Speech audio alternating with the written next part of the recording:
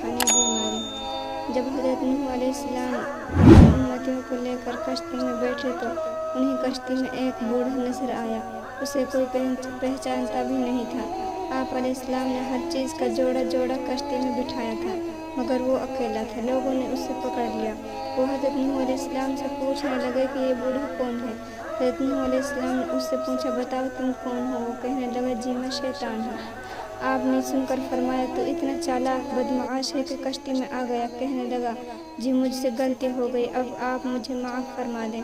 آپ نے فرمایا، تمہیں ہم ایسے ہی نہیں چھوڑیں گے، تم ہمیں اپنا گر بتاتا جا جس سے تو لوگوں کو سب سے زیادہ نقصان پہنچاتا ہے۔ کہنے لگا، جی میں سچ سچ بتاؤں گا، البتہ آپ وعدہ کریں کہ آپ مجھے چھوڑ دیں گے۔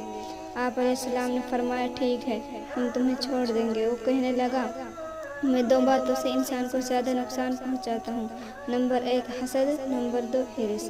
وہ پھر کہنے لگا کہ حسد ایک ایسی چیز ہے کہ میں خود اس کی وجہ سے برباد ہوا، اور حرص وہ چیز ہے کہ جس کی وجہ سے آدم علیہ السلام کو جنت سے زمین پر اتار دیا گیا۔ اس لیے میں انہی 2 چیزوں کی وجہ سے انسان کو سب سے زیادہ نقصان پہنچاتا ہوں۔